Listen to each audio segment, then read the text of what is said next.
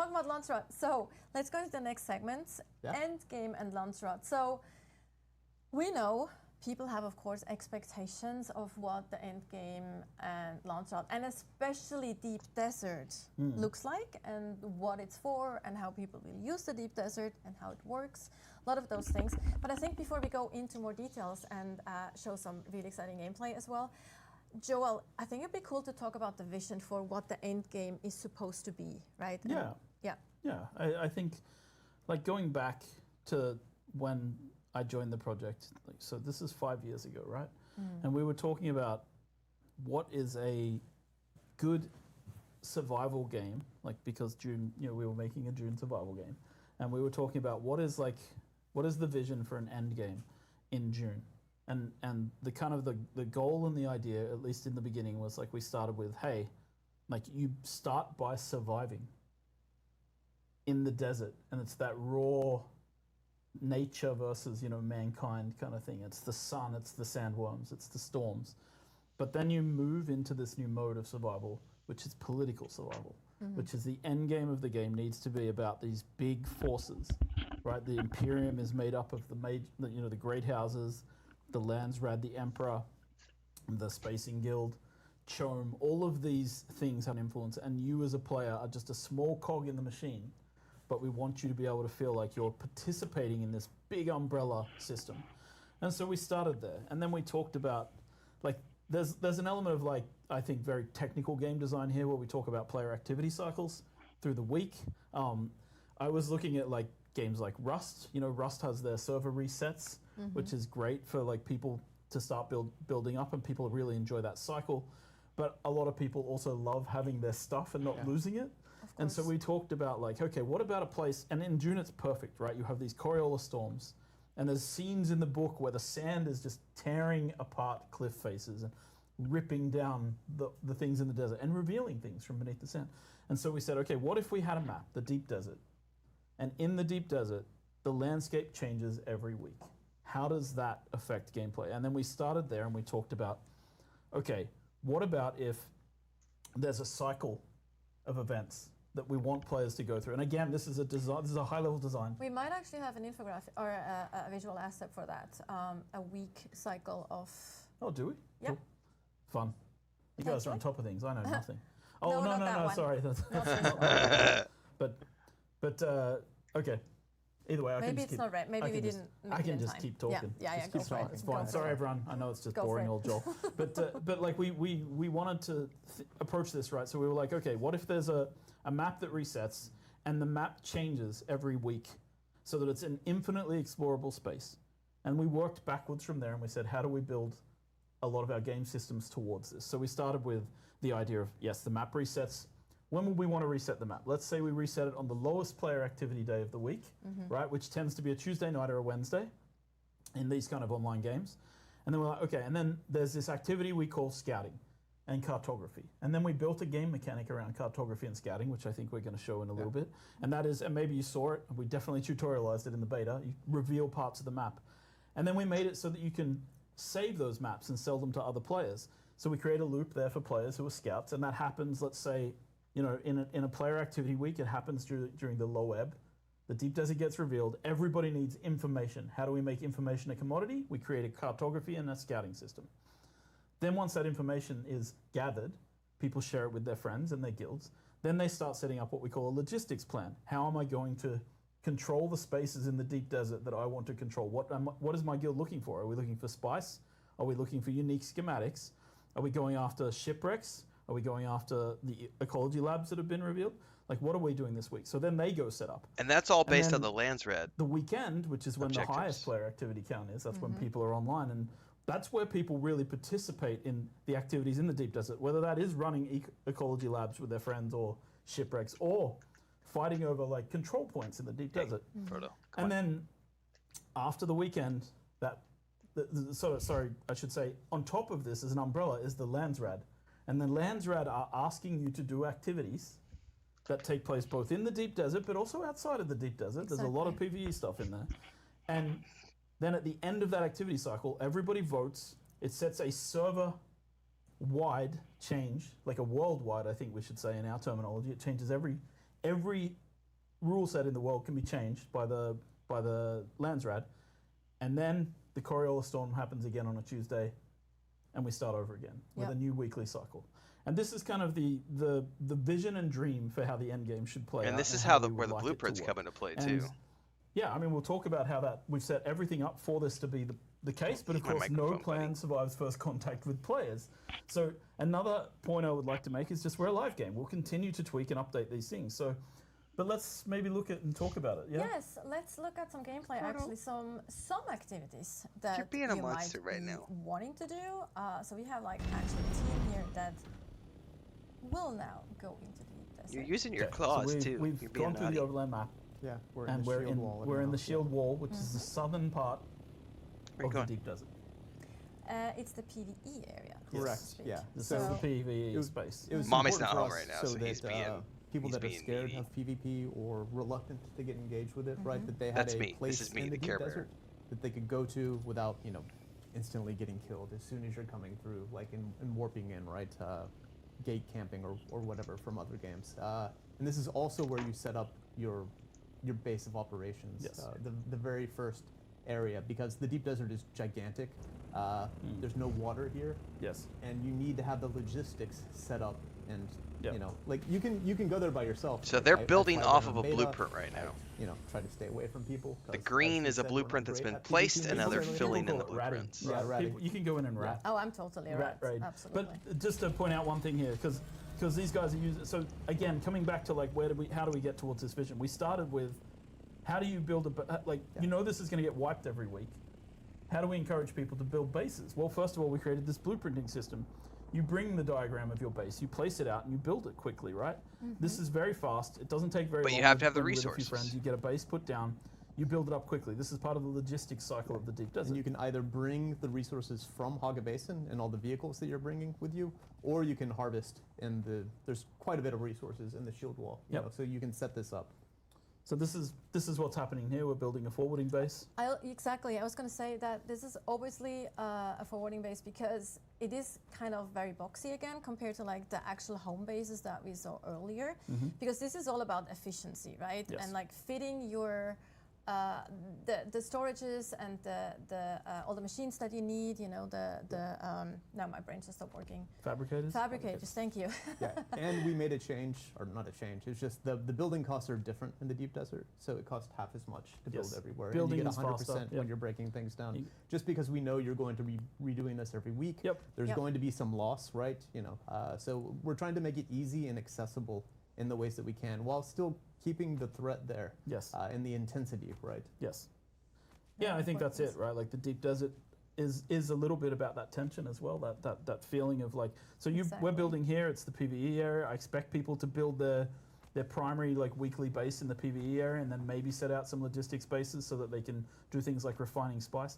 And that's where it becomes an interesting kind of like, we'll see how people play out these scenarios in the actual deep desert in the game, but this is kind of the expected behavior. This is what we hope people will do.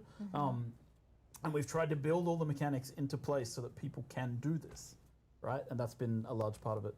You also see co-building here. There's actually several people working on this. Yeah, everyone's working together, right? Yeah, And which is super nice. That's the guild focus as well. Like Exactly. it is a multiplayer game. It's really important to make sure that people can play together and do things together. And I think the fun part in this game and this style of game is that it extends beyond like the traditional MMO experience of like we can fight things together, right? And we can role play together, but you're not building things together, you're not crafting vehicles together, right? We have those options, which is nice. And it's just cool to see how quick you can use the blueprint system to get like a gigantic base, right? Yep. Even though it's utilitarian, right? But it does what it needs, and it's quite impressive. Yep. I know that people were also wondering that you won't be able to, copy that your setup inside. So this is literally the blueprint is for the building itself. So everything inside. Correct. Yeah. Yep. Yeah. You still have to put the placeables in. So we're behind the shield wall. I think we've just left the base now. Yeah, we're actually And we're just showing a little bit of the PvE area here. so this is behind the shield And wall. this is the deep desert. And PvE area. This is the important thing of the deep desert. Oh yeah, sorry. Behind the shield wall, there's also PvE elements here. This is the PvE space. Yeah. So there are things like shipwrecks that you can raid. There are like ecolabs behind here. So there is a section of the deep desert. I know people are really worried about doing PvP. There's a whole section here. It's 24 kilometers long, where you can actually go and like do the PvE part. And we're about to see. Which is where players like me are still going to be able to participate in the deep desert without needing to get into the PvP aspect in of this it. section.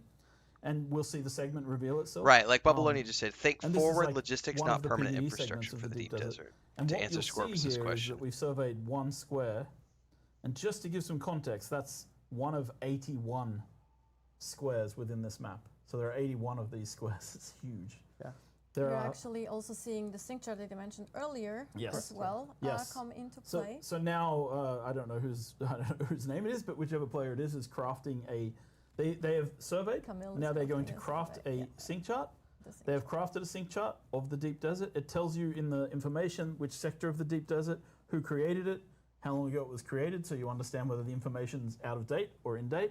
They're going to share that sync chart with their friends. Yep. And then their friends, hopefully, will be able to switch camera perspective and see their friend apply the sync chart, which saves them having to explore. Yeah, so this is that cartography loop. You could go out with like a really quick ornithopter. Look at this.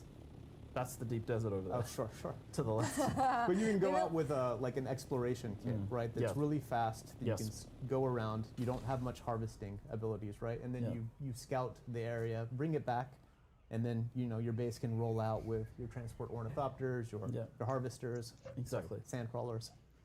Depending what your plan is for the day, which people, doesn't necessarily have to be PvP. There's actually a lot of other things, Yeah, that exactly. might I bring you to the expect deep people desert. in guilds to be figuring things out and how they're going to work together to do these things. But there's roles here, right? Like again, we tried to really build this game with different roles for different people within guilds. Exactly. So the idea is, maybe I'm just the scout, and that's what I do because I hate, going into fights. But I go out, I bring back the information. Then people who like building bases are planning like what our logistics are going to be and what we're going to be doing this week in the deep Sorry desert. guys, I'm playing musical cats because I'm on solo homestead duty this morning. Are there uniques that we're looking for? Are there specific uniques? I think one of the really important points about the deep desert is that like the unique schematics, the imperial permits, which maybe people saw, the purple ones, they're on a limited loot setup, so you don't get the same ones every week, and the layouts of the deep desert change. Here we see the trading system. The sync chart's been traded, and those schematics you can only make a certain amount of times. Yeah.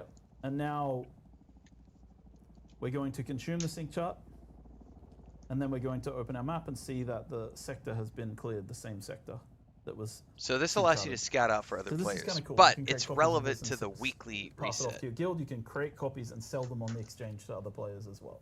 Yes, and while now they're actually building a transport ornithopter, we can actually quickly talk about the Coriolis Storm in combination with the map, because we actually have a visual asset here that shows how they can look like on the map. We can talk about the rotation. So this is like, so let's see that we're going to see 3 weeks of Coriolis Storm changes to the map. So this is week 1.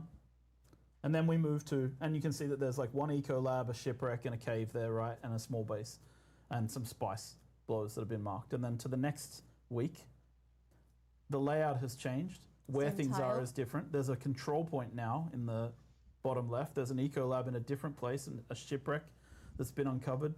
And there will be different loot and different loot in all of them. And then we go 1 more week again. And now you can see that this is a bit larger. There's another control point. It's a different house control point now. Different spaces on the map. A couple of eco labs this time. 4 or 5 caves and the shipwreck. So you can sort of see how this changes and how this loot encourages exploration for people each week. And that's one tile. That's one section. One of 81st. One of 81. Yeah. But I will say this: it's a very big desert with a lot of space. Yes. So there's not all the tiles are that populated each week. So people aren't like, there's not 15 eco labs in every square, right? Oh, this is going to lead to people complaining, just like they did with Starfield about the 1,000 planets. But if we want people none of the planets are populated. There's no PLIs on the planets. But not all of the squares in the deep desert are populated with PLIs. I'm going to cry on Reddit. Okay, so now we have a transport ornithopter. This is the largest flying vehicle that you can craft in the game. And this may be my favorite game mechanic because the transport ornithopter can pick things up. And I love it because it can pick up almost anything that is a vehicle, right, in the game. So one of the things you'll see in the mid game is like the buggy is really hard to get to places, right? Even though it mines so much more than you can ever possibly mine yourself, but it's a pain, right, to get up on the shield wall or to get it out here. So a good tactic with the buggy though is to use it as storage and use the transport ornithopter to pick it up and carry it. Are we going to show an example of carrying? I guess we are. Yes, we are, because what we're actually preparing for here is a spice harvesting machine. So the team's nice. We're going to see some spice harvesting in the deep desert. So we're actually going to pick up. Just like in the books and the movies. We're coming out into what I call the real deep desert, right? This is actually what you think of when you think of Arrakis from the movies, right? So this is we just got the nice tutorial pop up talking about the deep desert. Yes. So this is the Arrakis that we know from the films. So Hagar Basin is like and it's taking a lot of the information that we have from the books and about like the different biomes and things and making it into a truly sort of interesting PvE experience. But this is the true deep desert of Arrakis. This is the place where people are scared to go. This is where the Fremen live. We're passing outside the shield wall now. This is where the War of Assassins and the PvP is allowed. Spice blow. And you can see a spice blow in the distance, which draws people from miles around to go there, right? And I do want to say, this section here, if you turn the camera right and left, you can see that we have the shield wall. This is 24 kilometers long. And you can't see people all the way along. So people who are like nervous about going into the deep desert because they're worried about, the PvPers, I think there's like an element from my end, a designed moment that we've talked about on this project quite often is like, you come to the edge of this vast ocean and you dip your toe in the water and you're a little bit scared of sharks, but you see something in the distance and you think, I can make it. I can get there and I can get back. And the first time it's scary. And you feel that tension. God damn it, Joel, you're making me want to do fucking PvP. Fuck you. Start doing it, right? And I get that people worry about I've said since day one I wasn't interested in the deep desert, and this video is making me want to brave the deep desert. As well. Correct, yeah. So I think that's really important to talk about is in Dune, yes, Red Dragon, there's a lot more going on in this game than just survival. There's an RPG storyline. Maybe you can't. Which is, I've heard 80 to 100 hours. I don't know if that's accurate. There's a single-player RPG storyline that you could do on your own without any other people. There's the survival aspect of the game, which ties into the storyline. There's the base-building aspect of the game and the crafting aspect of the game, which ties into the survival of the storyline.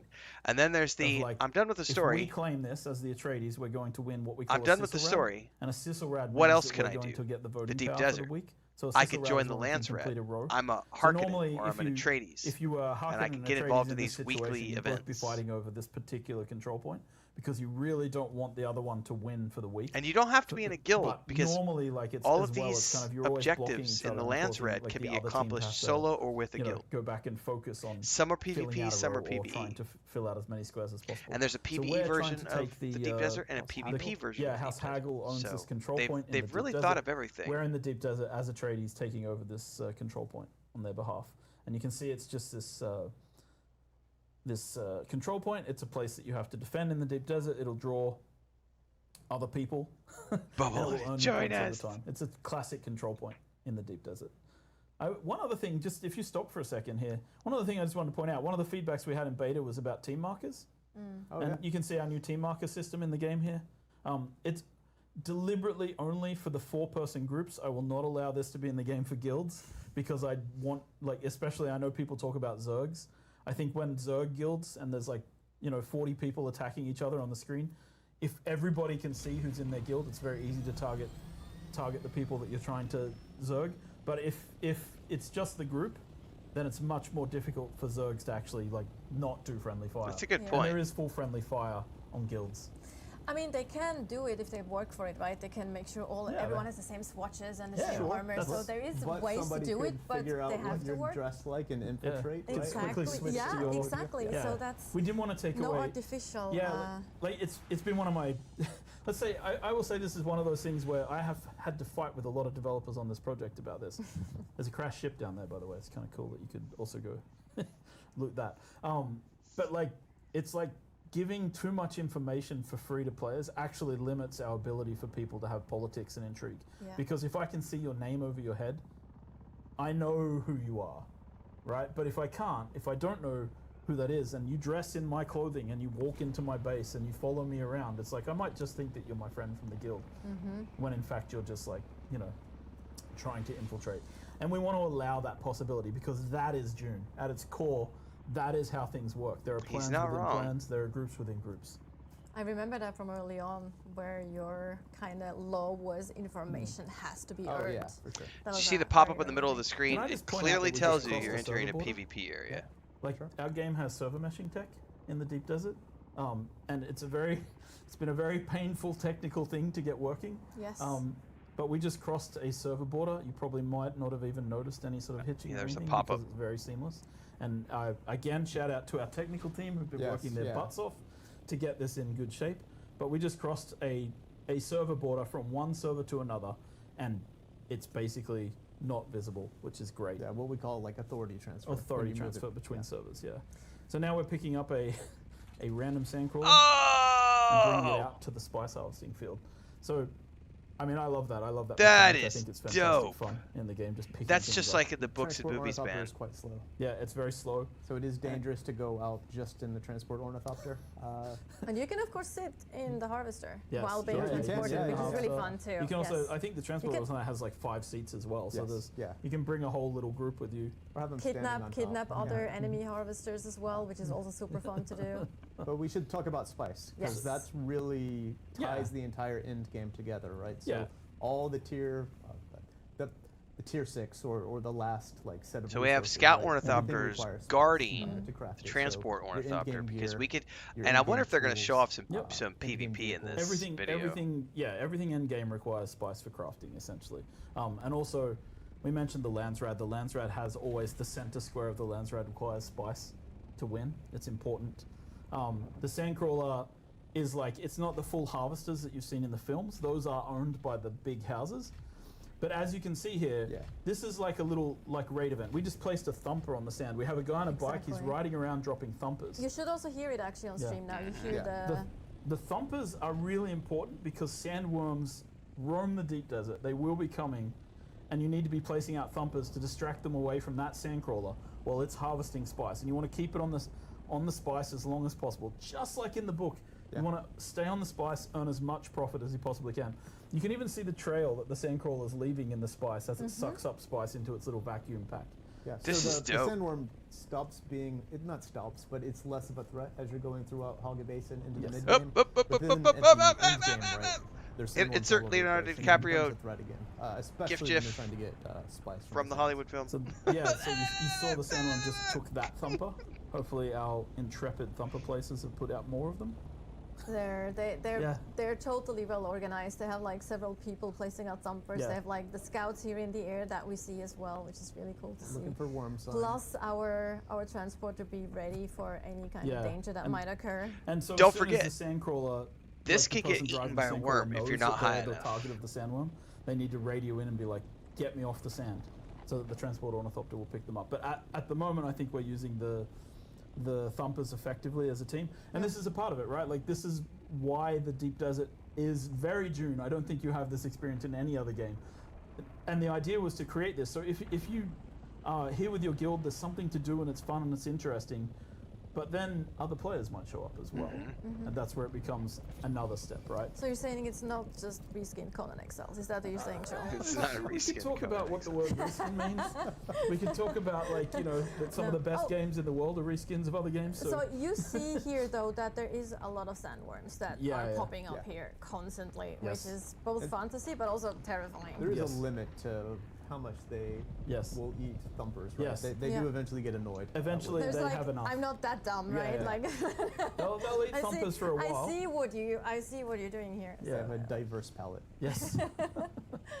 That's my secret, Cap. This is like, I'm always high enough. To see nice around, to see like also potentially looking out for sandstorms coming in. Of course, they're kind of devastating in this particular worm signs. Enemies coming in as well. Enemies coming in.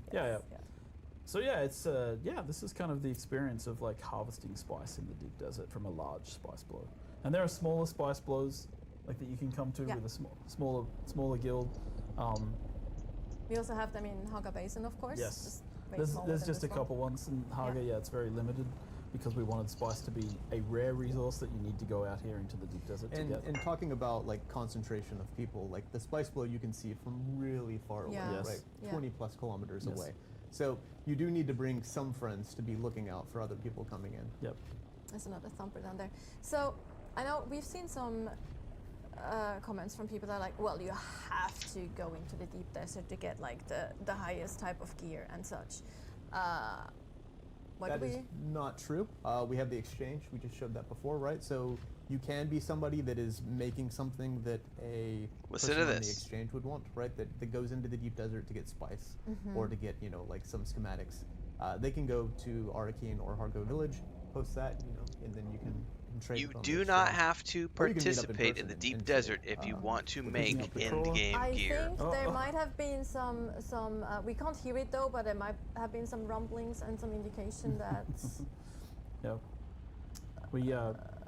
I think that they got worm sign and they need to move. There is a player driving it, Scorpus? Yeah, we do have a known bug in the game where the spice color disappears from the sand. It's still there. Yeah. But yeah, so there is a player driving the spice harvester. That's why they. That's Shy Halud, baby. That's Shy Halud. It's great seeing the little sandworm. Yeah, the little tiny one on the side. You can see the scale. Little baby, like getting into the action there. This is the ringmouth worm. That's the ringmouth, yeah. And that's gonna swallow everything that's in the middle. They're like just everything there is. But they got their harvester out in time. But there's the harvester is driven by a player and it has 5 seats inside of it, so you can bring 5 other players in the transporter. Very well prepared. So or in the harvester, sorry. As our crew here is now going back to, I think they said there was 5 players in the harvester, in the we do actually have transporter. Imperial testing stations here as I don't remember how many they said were in the I harvester. think we're somewhat close to one, if I remember correctly, so we can maybe show that from above as well. Again, to just bring it in that there is a lot of content in the deep desert that is not just like flat out PvP, right? So we really want to correct. And this is our high-end PvE encounters happen in the deep desert. So the eco labs or ecological testing stations, which are PvE dungeons for 4 players. Yeah, 4-player dungeons. So it's the main PvE challenge would be out here where you're going to get those unique schematics that we were talking about earlier. But you need to scout, you need to find them, and then you need to perhaps fight over them. And work as a team. I think these are tuned towards minimum 4 people. Yeah. Right, we actually showed one in our combat stream. Yeah, the second part. Yes, exactly. They're like kind of wave-based, kind of very different approach than the Imperial testing stations that we have in Haga Basin. And they're different every week. The entrance Colby Station. And like as the game continues, as we go through live and we continue to update and expand, there'll be more things that show up on the map, for example, Fremen Seaches and things like that that people would expect to explore. So things will be uncovered. And as I mentioned, like the layouts for the deep desert, they're handcrafted. We have a cool system where we like build the layouts by hand and generate the spaces between them with the sand. So it's kind of like we fill in the gaps with the sand. But like we are building new layouts for this all the time, right? And then over time we'll incorporate more and more elements. So there'll be always something to do. That's the pillar of the game, infinite exploration, right? And that's one of the goals, is to create a space that's always explorable. And something else I'd like to say that I think is like important is we will add, like we have the DLCs and things coming for the game. We'll be adding things in the DLCs. But the deep desert will always remain something that we consider to be at the zenith of the power curve in the game. So we'll keep adding to the deep desert. So let's say that we have tier 5 items in the game and we go to tier 7, then the deep desert will start to have tier 7 equipment and items and things in it as well. We will always try to keep it on par with anything else we add in terms of power. Because the deep desert really is that continually explorable space. The central point that keeps all of the things and together. we'll continue to add like stuff, and there will be like in DLCs there'll be places where people can get access to gear that is currently in the deep desert, right? When we do that, we'll also increase the deep desert and make sure that there's more things. So that's kind of the long-term goal, is to continue updating the game and continue adding this stuff. Exactly. Yep. Yeah. to also intro players about that. So while we actually have our team, or actually the Spice Harvesters, go back to on the way to the Quartermaster to deploy, or like to kind of harvest the spice. Yeah. Give him the spice, basically. Yeah, give him the spice for the Landsraad thing. Refine. We do have an additional asset. We have actually a video from a stress test that we did with the beta last week on Friday, where we see a lot of things happening. Shout out to the beta players. Yes, thank you, beta players. Fantastic work on that side as well. So here, that's actually a glimpse at the stress test that we did. That's also Deep Desert. Lots of people together. Look at all those ornithopters. A lot of ornithopters, and it's just really all cool in to line have like that. Get their ornithopters. to like we were spawning that as well. They were spawning thopters like crazy. Someone's flamethrowing, throwing bombs. Players never behave when you put them in the same space. If I remember, it is one character per server. Yes, correct. No, not Camille. Sorry, Ignacy. I mean, that was Ignacy. The context of this stress test, by the way, was like we were testing. People crossing the server boundaries with our mesh servers and fighting on them. Ornithopter back there. Sorry, it's like sorry, go ahead. And fighting along the server boundaries just to see how the performance was. So you'll see people firing rockets, and it was a cool test. I think we got a lot of very useful data out of this. And seeing how people were fighting together. Also, shout out to our automation team, because they every build, right? We have the Deep Desert, and they have. Basically, they deploy our automation system. This is PvP in Ornithopter versus Ornithopter here. Right, so it's got hundreds of ornithopters going back and forth between all the all the zone boundaries. Yep, there's a lot of testing that goes into a project like this. It's insane. Yes, and the more sandboxy you get, the more things can break, and that's obviously what makes it the more interesting. freedom we also give to players, the more things can break. Exactly. And like. I think I said that to you earlier as well, that like, story-driven games that are linear and you follow one story are one thing. We do have that aspect in the game as well, but I think what we at Funcom really love to do is we love to create worlds where players can write their own stories and can tell their own stories, right? I think that's such a different approach to game development. One of the ways we describe Arrakis is a crisis generator, right? So it is spawning stories, and that's why like these tense locations like the Deep Desert are really important, because it does spawn these memorable moments that you remember, that you go experience with your friends or your guild. You make friends, you make enemies, and that's really important to like fully experience the politics and intrigue of Dune. 100%. The power of multiplayer, right? Exactly. Yes, like I remember, like we had a lot of really cool, before we go back to actually delivering the spice, we had actually a lot of really cool moments from streamers and players and YouTube content creators about the beta weekend or from the beta weekend. And I remember one moment, I call it the GTA moment, where one of the streamers, I think, he was harvesting something or something. He was downed. He was downed by an enemy. He was downed but not out. And then the other one comes in and just drives over the enemy that was like targeting him, and he couldn't stop laughing. It's like these little moments that make, that create those stories that are so fun to share as well and are unique to you then. And it's like, and that is, I think, that's a lot of ornithopters, bro. That satisfaction of really. And they're all unique. Like they've all got different skins. They've all got different variables, variants, I should say. Like, jank, right? Like, being able to stand on top of an ornithopter is janky. It is. But when they asked me if we should remove that, I said no. Surfing on an ornithopter is actually. That's very cool. Why isn't that cool? Like, why isn't that be Tom Cruise so, in Dune Awakening? We make those choices as well. Like, it's like, this might look a little weird sometimes, but you know what? It's way more fun when you can do it. Yes, it's way more fun when you can do it. The meta on beta might have been, surfing on ornithopters, shooting people with assault rifles. A little bit of that might be fixed now. We fixed some of the assault rifle issues.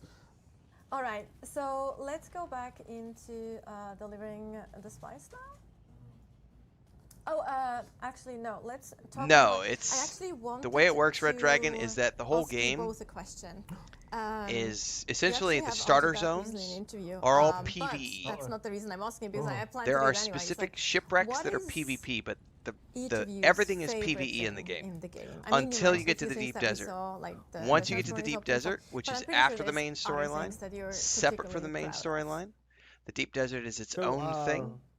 Once you get to the Deep Desert, it starts off with a PvE. Make the world more interactable. positioning area where you can do PvE objectives, and then it opens up into the PvP open desert.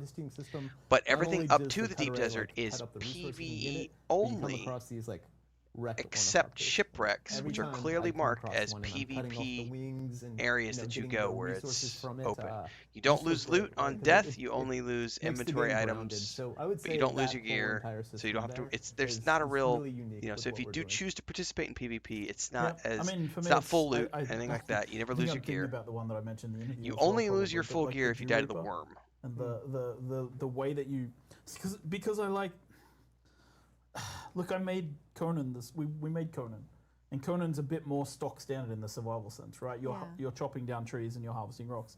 And when it came to Dune, we had the design principle of like, make your designs fit Dune, do not make Dune fit your designs. And it was like, what is harvesting water look like in Dune? And there's a line in the book where Duke Leto is looking out a window and the sun's rising, and there's all these people out in the fields harvesting dew off the flowers, and you're like, that's how precious water is on this planet, and that's a moment that our game needs to have. And so the dew harvesters are a legit thing. It's like yes, cool, this action of like sweeping the dew off the top of plants using this little Holtzman field that drains the water up into, and like, not only did the animation team and the effects team nail that, and the audio team got all of that works, but it's also like the back end, the time of day, checking when the dew harvest time is optimal, feeling like, and it's so satisfying to be out there like 10 minutes before the sun comes up, and you're filling just liter johns full of water because you understood the game system and you understood the timing. All of those things come together to create an experience that I think for me it's just like, you can't have this experience in any game except Dune. And to me, that's the most precious thing, right? Like, I feel like it's so good when all those things come together. Like, as a developer, that's just the most rewarding stuff, right? And it feels good. And I don't really care if anyone else likes it because I love it so much. No, because I think it really nails it, right? Like, I can't speak more highly of how cool that works, right? And shout out to the team who worked on it and everybody who did their part. No, I get that. Because games are made by teams, right? That's the other thing. Yes, absolutely. So we actually made it now to the quartermaster, and we are.